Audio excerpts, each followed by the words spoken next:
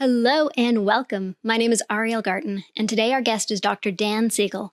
He's the founder of the whole field of interpersonal neurobiology. He's a neuroscientist, psychiatrist, he's trained as a pediatrician, and he's the author of multiple books for a general audience and to trained psychiatrists. He's also one of the leading voices in the neuroscience and neurobiology of mindfulness and meditation, which he likes to refer to as mindsight. He's also a father of how many, Dan? Two adult children, yes. Wonderful. Because today he's here to share his insights on both how the mind and brain work together, and also to give homage to the father. Whether you are one, you have one, or had one, you might be one, or you had an estranged relationship to one, there are valuable insights in today's podcast for you. So let's get inside the mind of Dr. Dan Siegel. Thank you. It's great to be here with you, Ariel.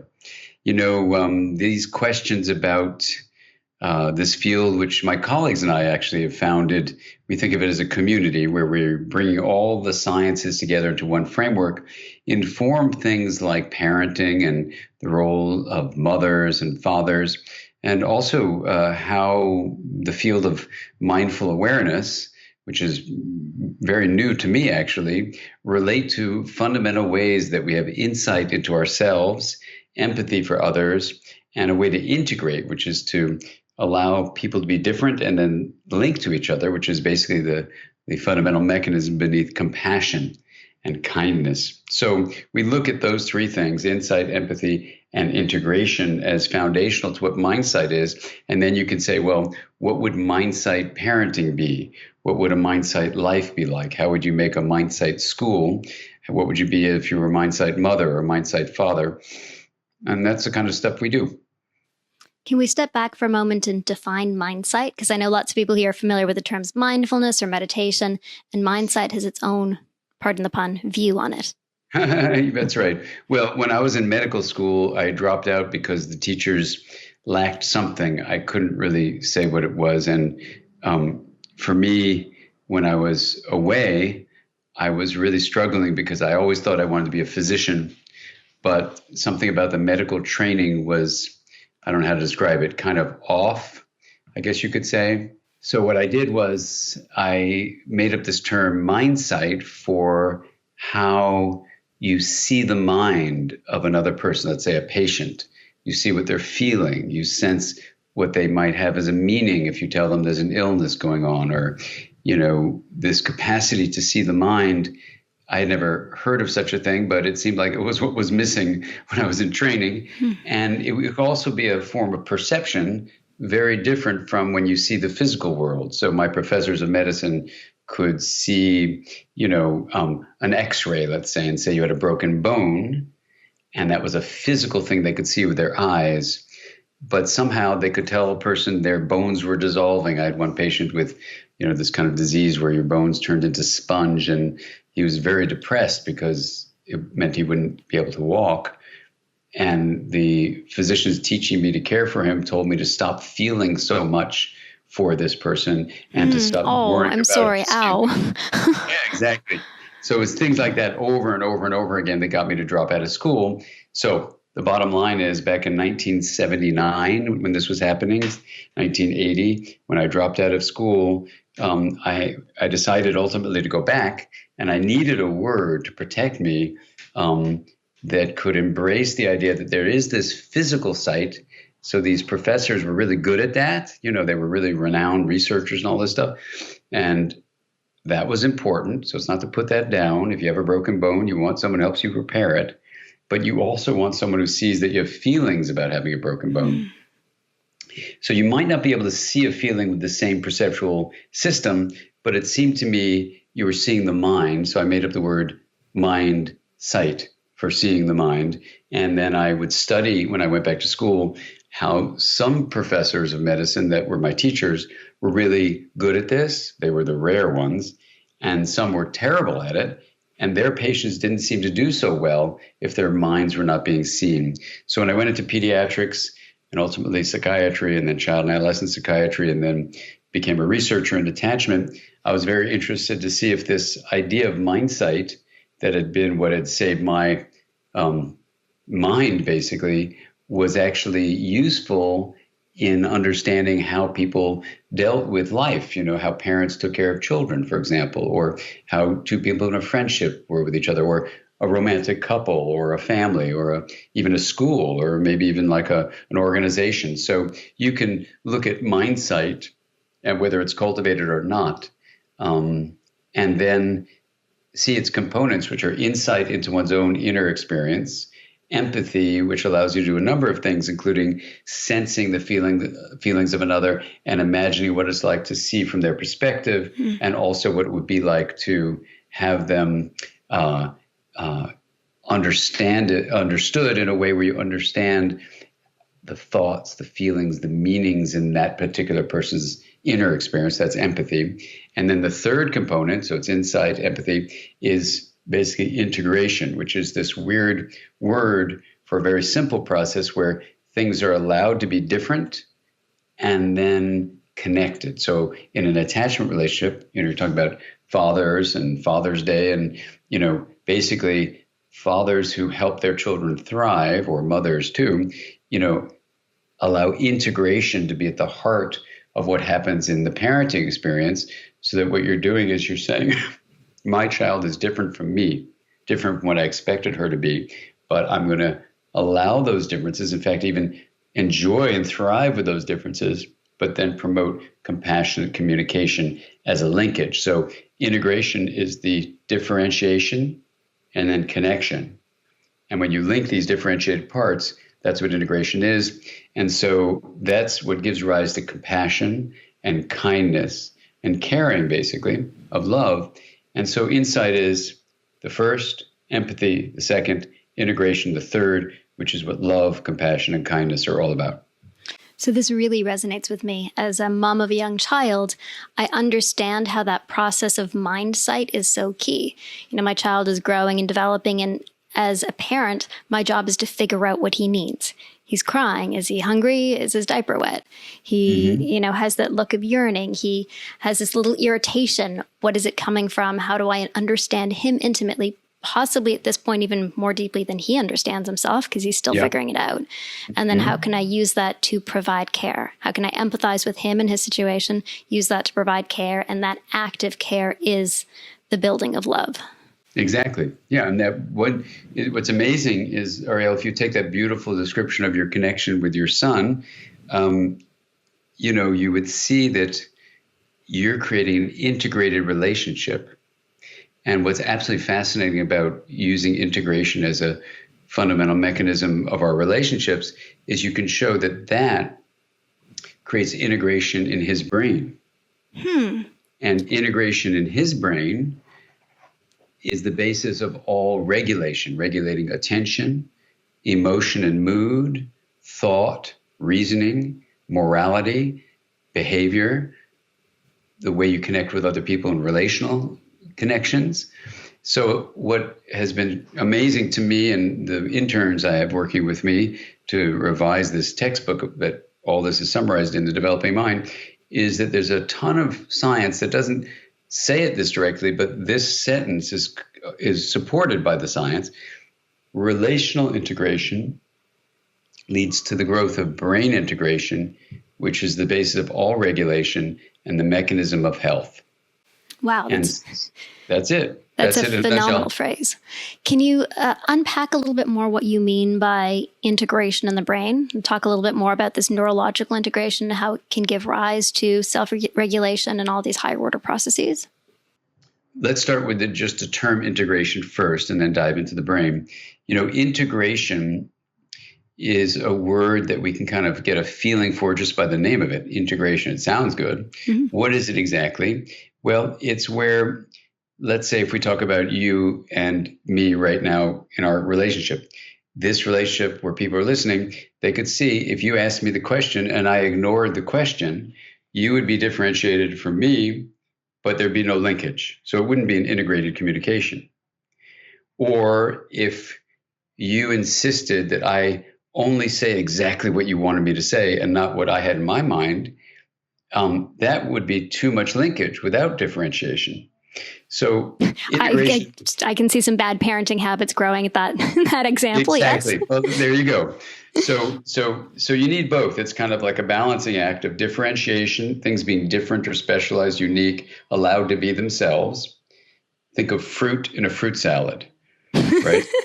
And you link them by putting them in the same bowl, but it's not like a smoothie where you blend it up in a grinder and then it's homogeneous, right?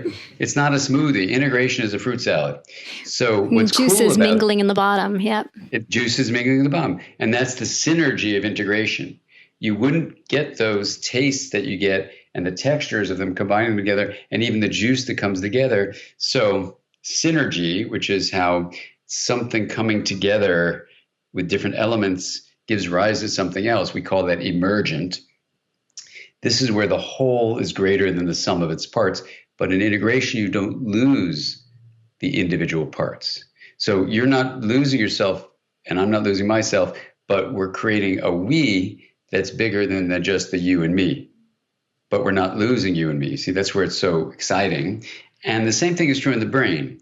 So you have different areas of the brain, like left and right, that are connected through the corpus callosum. Secure attachment leads to a solid, healthy growth of the corpus callosum, linking the left and right. What else do you have? You have the hippocampus that links different areas of memory to each other and allows the brain to become more integrated. Corpus callosum, hippocampus. What else? The prefrontal cortex behind your forehead. If you take your hand, put your thumb in the middle and put your fingers over the top. This is my daughter says, don't say this, so don't tell her I told you this. It's a handy model of the brain. It's very useful. It's a cortex on the top, middle area, which includes limbic regions. So that's the palm that he's pointing to. And then the brain stem in the palm. The thumb would be the limbic area, and then the fingers curled over the top would be your cortex.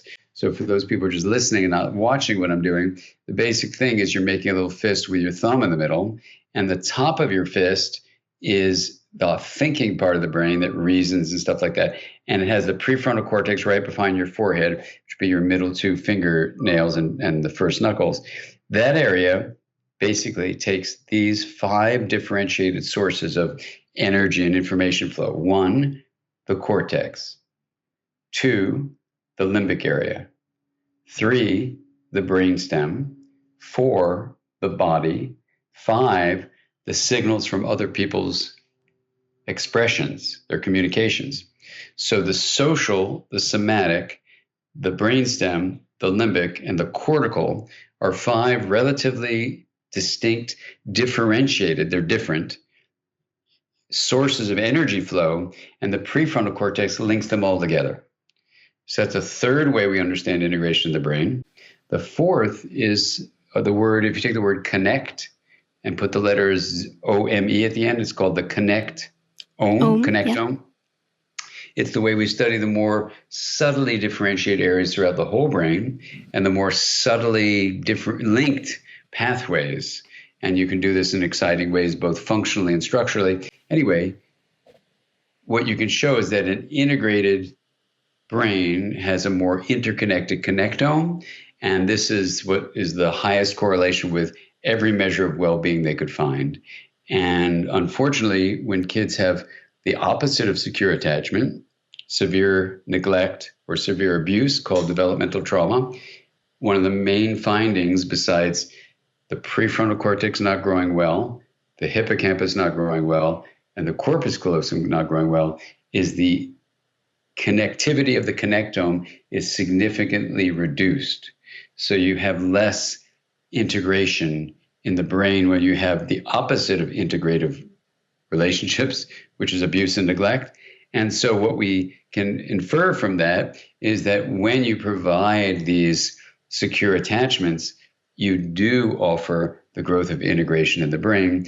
And what's really fascinating about this, and this is how I got into this whole strange journey, really, of by accident, in a book I wrote with my colleague Mary Hartzell, we wrote, well, to develop secure attachment, you should have the kind of presence that allows you to be caring and conscientious and conscious of what you're doing, do things with intentionality. And Mary and I said, what should we call that? We said, well, it's like, just be mindful, And then when people read the book, they said, oh gosh, when are you going to teach us to meditate? And we said, excuse us, what are you saying? They said, meditation. Your book says meditation. Neither Mary nor I were meditators. And so we said, which book? And they go, this book, Parenting from the Inside Out. And they point to the word be mindful, that phrase. And we said, they said, that's be a meditator. And I go, why do you say that? And they go, well, it's mindfulness meditation, duh. And I said, well, I'm not familiar with that, but we just meant be caring and conscientious. So right after those workshops, this was 2004, I was put on a panel in 2005 with a guy named Jon Kabat-Zinn, who I'd never heard of. So I read his 2 books and I read his 2 papers. And what was amazing about it was Jon Kabat-Zinn and his research colleague, Richie Davidson, had shown certain outcomes of mindfulness-based work and mindfulness-based stress reduction that, in my view, as an attachment researcher, overlap beautifully with secure attachment outcomes. And so then it became this time on the panel where Jon said, you should go learn something about meditation because I didn't know anything about it. And when I went to do my first meditation experience, was a week-long silent retreat, I came to sense that the experience of this mindfulness meditation process was a way of attuning to my internal world with mindsight, that was very much like the interpersonal attunement a parent does with a child's mind. So then I thought, wow, you have inner attunement with mindfulness, interpersonal attunement with secure attachment. Maybe there's something about the focusing of attention on the inner world called attunement, when it's leading to this resonance, allows a more integrative state of energy flow to arise relationally for parent-child relationships, or even within the individual. So the guess at that time, this is a long time ago, 2006, the guess was maybe if we could do studies of the brains of individuals who were doing mindfulness meditation, you might show integration of the brain. That was the guess.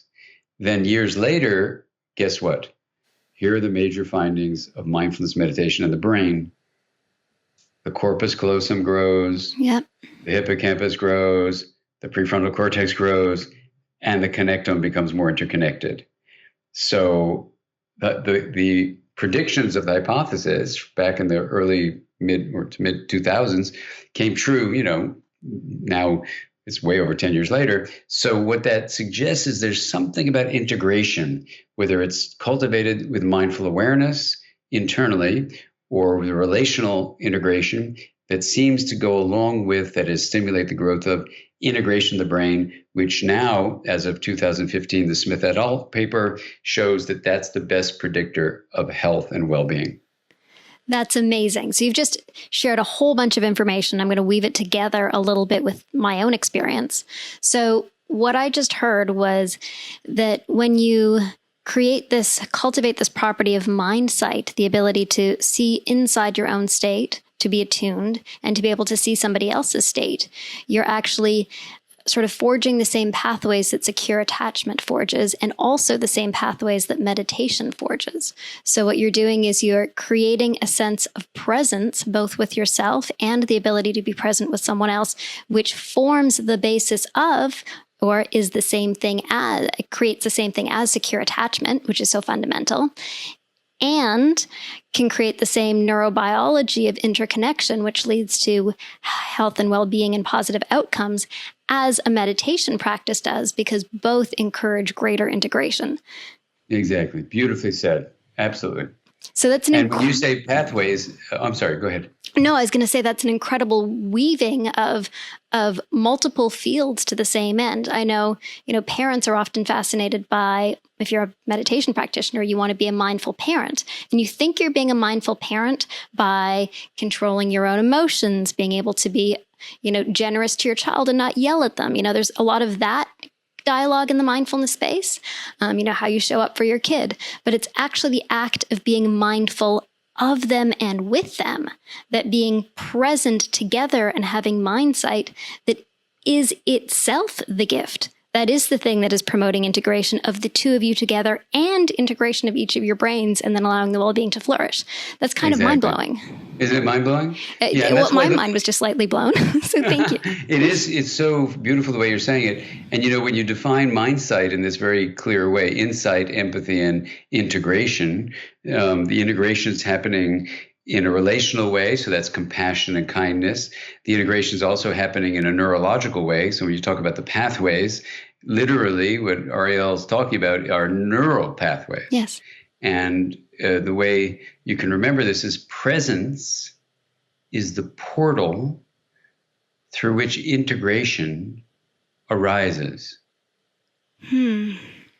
So you can cultivate this capacity for presence, and then you come to experience integration within your body. And there's all sorts of positive outcomes of, I call it 3-pillar mind training, focused attention, open awareness, kind intention cultivation, or you could call that mindfulness plus compassion training. Some people just say, oh, no, that's all mindfulness training.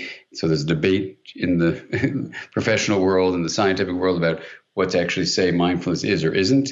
So I just call it 3-pillar mind training, with all of the leaders in the field of mindfulness saying, yes, that's a term we can all agree with, even though we don't say this is mindful or that's mindful because they disagree with that. So we call it mind training. So 3-pillar mind training is where you learn to focus your attention, open your awareness, and cultivate kind intention, which has a quality of compassion and kindness and love, kind regard towards one's inner experience, kind regard for the inner experience of people not born into your body. I don't like the word other because a more integrated identity.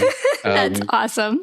I really try to avoid the word self and other. Oh my God, it drives me nuts, because the self is really broader than your brain and it's bigger than your body.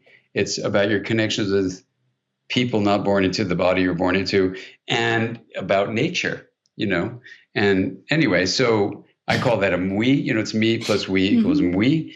And that word has been really, I think, captivating the practical ways we say, well, what's the word we use for an integrated identity that embraces the reality of our interconnections and allows integration to be at the heart of it, because you don't want to let go of the inner experience. You should sleep your body well.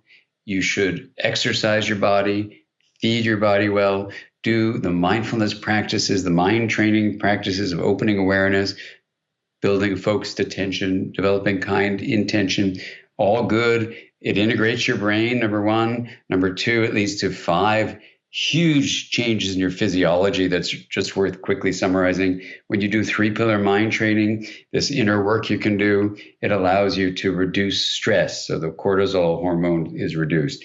It allows you to improve immune function. It allows you to make the heart and the head work more collaboratively with each other and reduce cardiovascular risk factors like lowering elevated blood pressure, lowering cholesterol. It actually alters the regulatory molecules, histones and methyl groups, on top of the DNA, the genes that regulate inflammation. So it reduces inflammation by altering how your cells are actually regulating your genes. That's number 4. And number 5, it actually optimizes an enzyme called telomerase. And telomerase is the enzyme that repairs the telomeres, which are the ends of your chromosomes. So it's like if you have a shoelace, this is like the cap on the shoelace. If you're going to stick it through that little eyelet, you want the cap to be intact. When your cells divide, they need the caps on the chromosomes to be intact. As we get older and with stress, those telomere caps get shorter and shorter and shorter until our DNA frays, our cells get sick and die, and we get sick and die. So 3-pillar mind training optimizes telomerase levels, and the Nobel Prize winner Elizabeth Blackburn and her wonderful colleague Alyssa Epple, who wrote a great book called The Telomere Effect. When Alyssa read the book, before it went to press, she said, Dan, you have to put something else in the book. You left it out. And I said, oh my God, another chapter. She goes, did it go to the printer yet? I said, no, it's going in 3 days. What did I leave out? She goes, you just have to say that these trainings that are on this one practice called the Wheel of Awareness, all 3 pillars, that they slow the aging process. Dum, dum, dum, dum. No, no, no, no. And I said, that's audacious. How can I say that? She said, because we, that is Alyssa Epple, this renowned scientist, and the Nobel Prize winner, Elizabeth Blackburn, have found that to be the case. So presence actually is the mental state that actually slows the aging process. Not only does it feel like time is standing still when you're fully present, but there's actually cellular aging effects that diminish through that process. Yeah, exact cellular aging. And what's so interesting about that, when Alyssa and I went to my interns, Ben Nelson and Suzanne Parker, we were writing a chapter to say, why does presence do that? Why does presence alter the cellular mechanisms to slow the aging process? So we use this proposal that comes up, and you'll see it in the book Aware, of what awareness really is. So the subtitle of the book is the science and practice of presence, because presence as the portal for integration does have these 5 physiological changes. But the question is why? And so it'd be a long, long story, more than we have time to do here. But I'll just say that, there are these scientifically established that is 2 aspects of one reality. And I think consciousness, the experience of being aware, presence basically, drops you into this microstate realm, which has no directionality of change, called arrow of time. It is timeless. And I've done this study with 10,000 people on the Wheel of Awareness. And we just did it this last weekend in Toronto.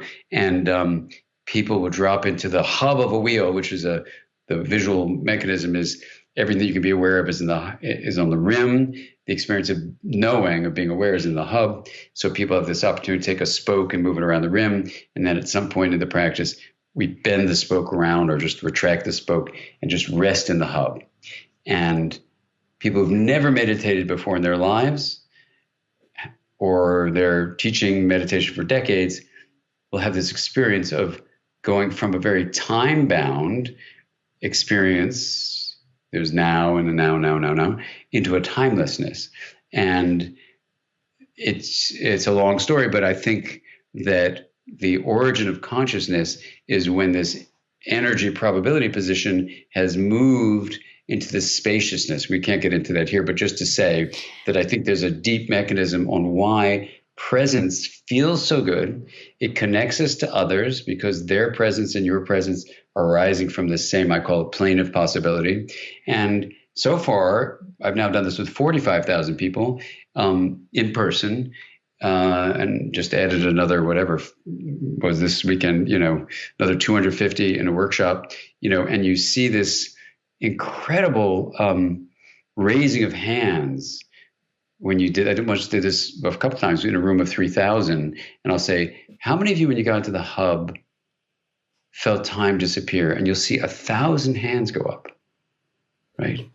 And so I think we're at this moment of really having a possible insight into why presence for parenting, let's say for fathers listening to this or mothers listening to this, why you starting with your own inner life and developing this capacity to open your mind and open your awareness up in this very important way for your own physiological health, that's the insight part, will allow you to have the at least 5 elements of empathy, the second part of mindsight, which is you're going to feel the feelings of your child.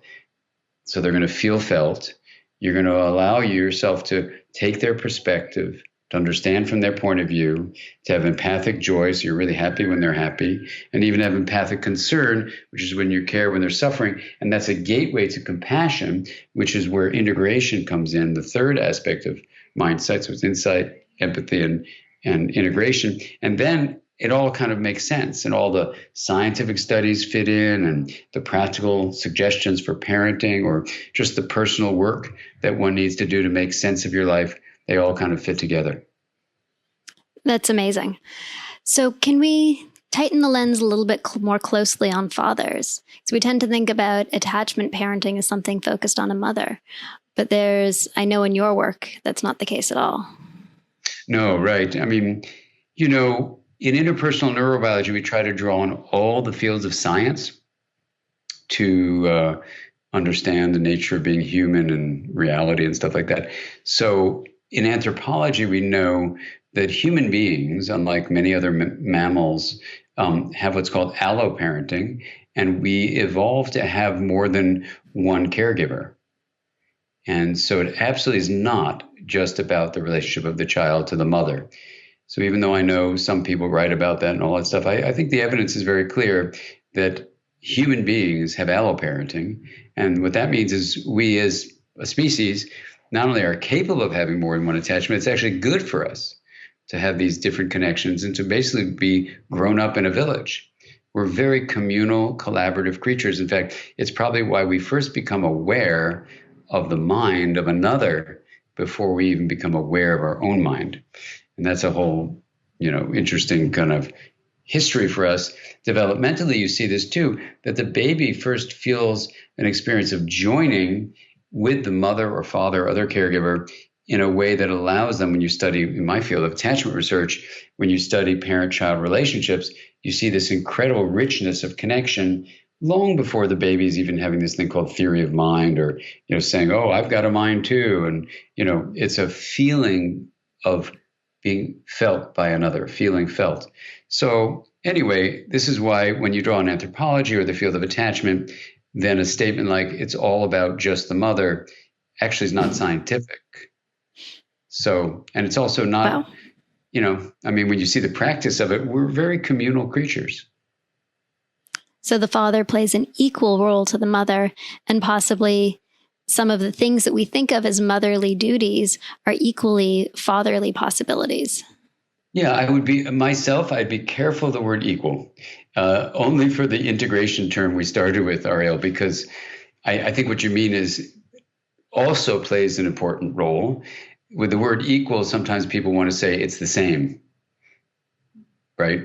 And so, no, they're not the same. No one's the same. Everyone's unique. So every caregiver has a unique role, and there is something called a primary attachment figure. And in our culture, it's often the mother, not always. Could be the grandmother, could be all sorts of people. But so I would say that, yes, there's also a very important role for the father as an attachment figure in the baby's life, for sure. Can you talk a little bit more about how, as a father, to become that attachment figure? Yeah, well, there's 4 S's that I think are helpful to just remember what are the key ingredients of secure attachment, just as you're asking. And fathers knowing this, that they have a very important role to play also, can help them. So the first is seen, S-E-E-N. So when a baby is seen, it means that her inner life, the feelings, the thoughts, the meanings of things, her perceptual experience, that is her point of view, all of that, and her memories, all of that is tuned into by the caregiver. In this case, we're talking about the father tuning, let's say, to a daughter. The next is that you see that the child has the experience of being soothed. So if I'm the daughter and you're my father, I'm in distress. So you pick up my distress. Now you maintain a differentiated, experience of selfhood, so that, if I've fallen down and, my knee is now skinned and bleeding, you don't fall down and grab your own knee and scream out in pain. That would be where you become identical to me, but you sense my suffering and you reach out to connect with me. In that connection, then my isolation and my own pain becomes expanded in a joining experience that, for lots of reasons, you could see would be a source of soothing. So now I'm soothed. And then the third thing is safe. And safety has 2 aspects to it. One is that you are not going to be the source of terror for me, which creates what's called a biological paradox, because my brain stem deep in my, palm of my hand in the model, wants to go away from the source of terror. But the higher limbic area, which is a little newer, so the limbic region that's kind of the grounding of our attachment experiences, that's a mammalian part of the brain. It's 200 million years old. The brainstem, in contrast, is 300 million years old. So you have this older brain saying go away from the source of terror, but your limbic area and other higher regions of the cortex say, hey, I'm terrified. I should go toward my attachment figure to be soothed. But if the attachment figure is the source of terror, it's a biological paradox. There's nothing I can do. And so I fragment. Hmm. That leads to what's called disorganized attachment. So parents should not be the source of terror. They should also be protecting their child from harm. Now, there's no such thing as perfect parenting. So anyone listening to this, just realize we all mess up. And the reason in every one of my parenting books, whether it's Brainstorm for, adolescents and parents raising adolescents, or, Parenting from the Inside Out, or, which I did with Mary Hartzell, or all the ones I've done with Tina Payne Bryson, including The Power of Showing Up, they're all about making sure the reader knows, even if you're a writer about these things, you mess up. So there's no such thing as perfect parenting. And the most important issue, besides being present as a parent, is to make a repair when there's a rupture. Yep. So right? Can we spend a moment thinking about people who may have a ruptured relationship with their father? Yeah, you mean like an adult or something? Yes. An adult who thinks about the relationship with their dad and doesn't feel so great about it. I know. Maybe doesn't feel like he was present in the ways that you're describing. Yeah. Well, in Parenting from the Inside Out, we give you like step-by-step ways of saying, what was my experience as a child that has now impacted me as a parent now? And it's based on this research that Mary Main created, the whole field of adult attachment interview research. And that's my area of research. And so with the adult attachment interview, we actually have scientific findings that say, based on your question, Ariel, is that when you take the time to reflect on what happened to me in my childhood, and whether it's Parenting from the Inside Out or the very condensed summary in Brainstorm, there are lots of ways of seeing these questions. You go through these set of questions, and what it does, it guides you in a supportive way to say, what did happen to me? How can I make sense of those things that happened and what my strategies of dealing with them were? And then how have those direct experiences and adaptations and strategies of survival to those experiences, how they stayed with me, how they influenced my later childhood, my adolescence, how they influenced my adulthood, and how are they influencing me, if I am a parent, as a parent? Now, what the research shows is that parents can have had the worst experiences in their life as children, but if they've taken the time to make sense of their life, they can earn or learn basically security. Now, likely that's because the brain is always open for continued growth throughout the lifespan. So when you make sense of your journey, you're actually integrating your brain. So I, as a therapist, so that's what you do in trauma therapy. That's what you do. Take these stories that are unintegrated, that sit outside of yourself, that are so painful you can't even look at them, and you make them safe to re-expose yourself through them, safe to look at them again, and through that process reintegrate. Right, exactly said beautifully. So, a lot of people will say, gosh, what happened to me. Why would I go through the painful experience of living through it again? And you can understand that feeling, because if there was no reason to do it, don't do it. But the research is very clear. Parents who don't do it stay stuck in the trauma. And so the good news is that if you do take the time, whether it's just working in your own journal writing and meditation and writing, doing these reflective practices that guide you through in these questions, sometimes if it's really been a pretty challenging past relational experience, it needs a relationship like therapy. So whatever way is going to work for you, to take the time to make sense of your life is actually a way to take what is often a non-integrated brain state from your suboptimal attachment experiences, sometimes trauma, sometimes not. Things like disorganized attachment, especially with what's called dissociation, where your mind fragments under stress, that emotions may get out of control suddenly, and that you find you have intrusive memories of the past coming into you that influence your ability to be present. All those things basically are impediments to presence. They're blockages to integration.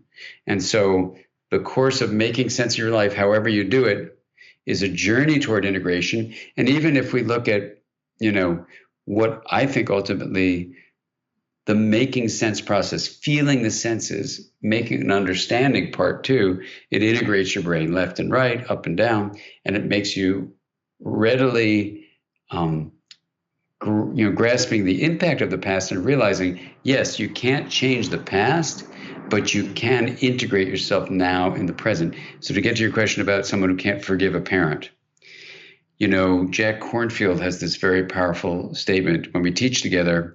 He always says this, it's so powerful, that forgiveness is not saying that what happened to me was okay, or that the person doing this to me was a good thing, so I forgive them. No, that's not what forgiveness means. Instead, forgiveness can be better understood as giving up all hope for a better past. Right? Because we're always hoping, I wish it would have been better. I wish it would have been, oh my God, I hope it would be better. Well, the past can't be changed. But how you make sense of the past and your relationship to the events of the past absolutely can be changed. So whether you're a person who can't forgive your father, what that means is you're actually on some level holding on to it if you're defining forgiveness as I'm hoping for a better past. Instead, when you realize many parents did the best they could, about a third to almost a half of parents really don't do that well. That's a huge percentage, right? So about a third to a half of us have various forms of insecure attachment histories with our primary caregiver. So you're talking about in the United States alone, 150 million people. I don't know how many people are in Canada, but you in North America, you would see a huge number of people with this process. If you look at Mexico, look at the whole world. You're talking about billions of people with insecure attachment. So they have various degrees of impaired integration in the brain. So presence is blocked. So unless they make sense of their lives, because they can't be present as parents, they perpetuate the various subtle or not so subtle forms of insecure attachment onto the next generation, and on and on and on it goes. And so one of the reasons I take the time to write these books, or try to really understand it from a scientific point of view and then translate it for a practical use for the general public, is because not everyone can afford to go to therapy, but people can really afford to take a few moments of their day and try to be more mindfully present. They could take a few moments of their day and say, I deserve to make sense of my past so I can be more present for my kids, so I can break the cross-generational passage. So if someone is really saying, I don't forgive my father for this or that, I would ask them not to go and say, oh, Dad, I'm so glad you abused me and physically, sexually, emotionally, whatever you did. But rather to say, when you're without forgiveness, it's still eating at you. And forgiveness doesn't say to your father, I'm glad you did this. And at the same time, when you can forgive, giving up all hope for a different past, you actually liberate yourself from the prison of a painful past. And then you can move to integrate your life in a deep way. And as Father's Day is here, sometimes fathers are the source of all sorts of negative things that happen, or missing out on positive things. And so if you dig deep and say, look, sometimes what happens, not always, but sometimes is that father, if he's still alive, is handicapped, he's disabled, he's challenged, he's not able to function fully as a present parent. And you can actually have the strength to reach out to that person if you're estranged from them or whatever. And listen, if people are mean and nasty and giving you painful, harmful, toxic things, then not speaking to them is sometimes the best choice. And also, sometimes you might be surprised that when you develop this presence, you can reach out to people who you may never have thought you could connect with, and connect with them. It's amazing. Well, as a father, do you have any last words of wisdom? All of these words have been wise, but just as a father yourself. Yeah, as a father, I would say that two things. We sometimes hear in our culture that fathers don't have an important role in child development. that message is absolutely wrong. The research shows we do have an important role. It may be different. We may, in looking at overall patterns, learn to interact with kids in a different way, more rough and tumble or whatever. Learning to just be yourself and getting past blockages of really connecting to others, which sometimes our culture teaches us these ways you're not supposed to be emotional or not supposed to cry or you're not supposed to feel vulnerable. These are all messages we get from culture that inhibit us from being fully present as a parent or a friend or a romantic partner. So it's all part of the same process of presence opens you up to really being available to connect with other people. That's the first thing. So anything you can do to develop a way of being aware to go beyond these would be really, really important. I guess what I would say as a second thing then is if you take the two suggestions that Ariel and I have talked about today, which are number one, looking at what attachment is all about and making sense of your own life and asking yourself the question, what was my childhood like? How did it really enable me to be present for others or block me from that? There's a path forward to actually doing these questions that help you explore what your past was like in a really supportive way. And while you can't change the past, you can change the way you understand how the past is still influencing you and open yourself up that way. The research is very clear that's true. 30 years of clinical experience doing this shows that's true too. So that's number one. The second part of the second issue is there is a place for mindfulness. There is a place for training your mind to be focused in attention, open in awareness, and developing kind intention, these three pillars that produce all these positive changes, not only in your own physiology, but even in your brain. And those two things, developing the three-pillar mind training practice in your life so you're more present, making sense of your life so you're more present for yourself and your children, they go hand in hand to make a more integrated life. And a more integrated life is a healthier life, a life with more kindness, compassion, and love. And that's something I think we can all support each other in that journey to a more integrated way of being. Thank you. Thank you, Dr. Siegel, for your words of wisdom. Thank you for modeling awesome fatherhood. Well, I hope so. Thanks. My kids are fantastic kids, and it's a privilege to be their dad. I'll say that. Mm-hmm. That's awesome. Thank you so much. Now we're going to actually share your Wheel of Awareness practice after this. Fantastic. Yeah. And there's different ways to do it. There's a beginning one and a more advanced one, and find where you're at in your own practice and do it that way. Absolutely. Excellent. Yes. Thank you so much for your time and your attention and your connection and love today. You're welcome. Thank you, Ariel. Great to see you. As always. Bye-bye. Bye-bye. Hello, that was Dr. Dan Siegel. You can find out more about Dr. Siegel's work at drdansiegel.com, where he has a Wheel of Awareness, a meditation-type methodology that he's put together that's really beautiful, that helps you cultivate presence. If you're interested in Muse, the brain-sensing headband that helps you train your focused attention meditation, you can find more at choosemuse.com and use the discount code UNTANGLE15.